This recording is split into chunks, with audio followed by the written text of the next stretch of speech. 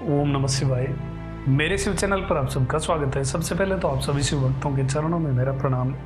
Arunachal series के पहले भाग में आपका स्वागत है। पहले जानते हैं इस तेजोमय लिंगम की उत्पत्ति के विषय में।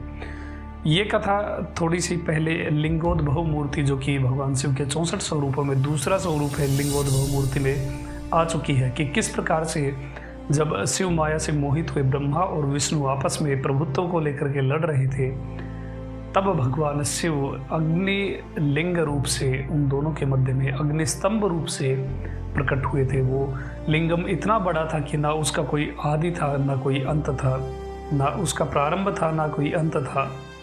इतने विशाल उस अग्निलिंग के रूप में भगवान प्रकट हुए थे। तब दोनों ही अपने प्रभुत्व को चेक करने के लिए, दोनों ही उस लिंगम की परीक्षा करने के लिए ऊपर और नीचे की ओर उसका छोर ढूंढने के लिए गए, किंतु कोई भी समर्थ नहीं हुआ। साथ ही इस जो ये खोज इन दोनों ने की, उसमें ब्रह्मदेव हंस पर बैठ करके ऊपर की ओर गए और नारायण वराह रूप करके नीचे की ओर गए थे, किंतु दोनों में से कोई भी इस लिंगम का छोर ढूंढने में सफल नहीं हुआ। तब भगवान शिव इन दोनों के मध्य में अपने सकल रूप में प्रकट हुए। अब बात करते हैं इस विशेष लिंगम के बारे में। देखिए, ये कथा तो आप बहुत सारे शिव भक्त जानते ही हैं, किंतु इस महान ये जो तेजोमय लिंग था, इसका बाद में क्या हुआ? भगवान विष्णु की, भगवान नारायण की प्रार्थना पर भगवान शिव उस लिंगम से स्थिर रूप में, स्थावर रूप में इस भूतल पर प्रतिष्ठित हुए, और जिस जगह पर भगवान प्रतिष्ठित हुए वो अग्निलिंग रूप से आज जाना जाता है, जिसे तमिलनाडु के तिरुवन्नमलई में जो अरुणाचल पहाड़ है उसके रूप में भगवान प्रतिष्ठित हुए थे। ये वही पहाड़ है, वही स्थावर पहाड़ है, वही स्थावर लिंगम है जो सबसे पहले ब्रह्मा और विष्णु के मध्य में प्रकट हुआ था। ये पूरा का पूरा पहाड़ ही आप यहाँ देख सकते हैं। ये पूरा का पूरा पहाड़ ही लिंग है, और इस पूरे क्षेत्र में आप कहीं भी पैर रखिएगा, वहीं कोई ना कोई लिंगम के ऊपर ही आपका पैर होगा। नीचे भी इतने सारे यहाँ पर दिव्य शिवलिंगम दबे हुए हैं। ये पूरा क्षेत्र ही लिंगम कहलाता है, और एक तरह से देखा जाए तो यहाँ पैर रखना भी पाप के समान ही होगा, क्योंकि हर एक तिल मात्र भी जगह नहीं है जहाँ पर लिंगम ना हो। इतने शिवलिंग यहाँ पर हैं, किंतु बहुत सारे अभी लुप्त भी हैं और बहुत सारों की खोज होनी बाकी है। बहुत सारे दिव्य शिवलिंगम यहाँ पर है। इस पर्वत को यक्षों का और गंधर्वों का निवास स्थान भी माना जाता है, और बहुत ही रहस्यमय पर्वत ये है।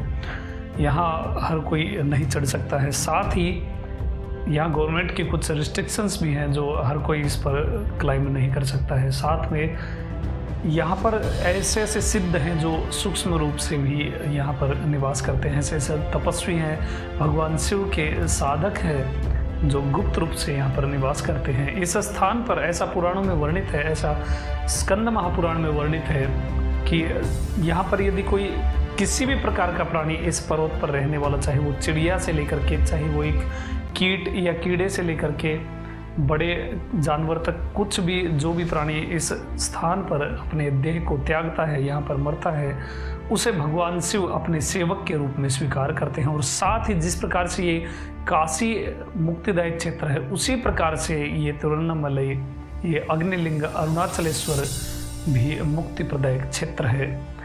बहुत ही दिव्य ये क्षेत्र है, और यहाँ पर माँ भगवती की आज्ञा से साक्षात महिषासुरमर्दिनी निवास करती है, जो अपने भक्तों की निर्विघ्न साधना को चलने देती है, निर्विघ्न रूप से उन्हें अभय प्रदान करती है। उनकी साधनाएं, उनकी तपस्याएं, उनके जप तप नियम जो भी वो यहाँ पर करते हैं, उनमें किसी भी प्रकार की बाधा उत्पन्न नहीं होने देती।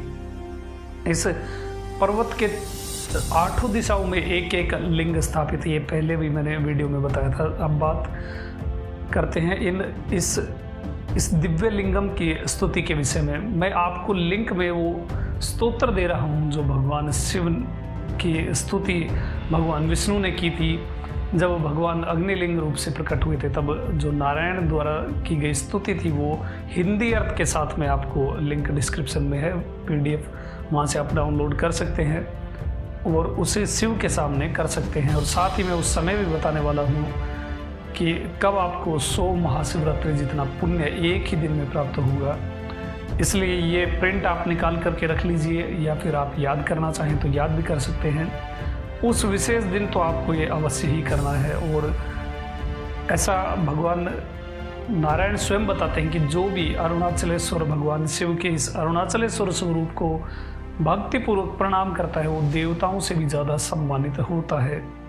इस स्वरूप की बहुत ज़्यादा महिमा है। नमः सोणाद्रीनाथाय, इस मंत्र के द्वारा भी आप अरुणाचल भगवान की स्तुति कर सकते हैं। इसी मंत्र का उच्चारण करते हुए माँ भगवती ने यहाँ पर इस अरुणाचल क्षेत्र में उत्पन्न हुए एक तीर्थ में गोता लगा करके भगवान की कृपा प्राप्त की थी। साथ ही ऐसा स्कंद पुराण में वर्णित है कि अरुणाचल से बढ़कर कोई क्षेत्र नहीं है, अरुणाचल से बढ़कर कोई देवता नहीं है, और अरुणाचल से बढ़कर के कोई परिक्रमा नहीं है।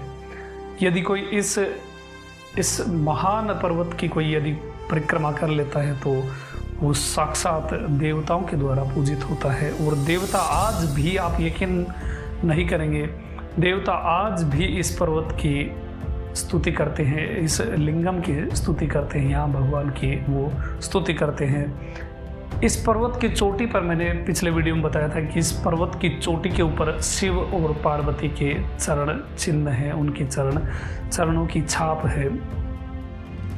और आप सभी शिव भक्तों की कृपा से वो विजुअल्स, वो ग्राफिक्स मुझे प्राप्त हो गई है। मैं बहुत जल्द इसी चैनल पर आप सबको उन चरणों के दर्शन अवश्य ही करवाऊंगा।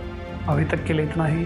वीडियो कैसी लगी वो मुझे आप कमेंट में बता सकते हैं। आप इस महान सीरीज़ के लिए कितने एक्साइटेड हैं वो भी मुझे आप कमेंट में अवश्य ही बताएं। अभी तक के लिए इतना ही। आपका दिन शुभ हो, महादेव कृपा करें, अरुणाचल भगवान कृपा करें।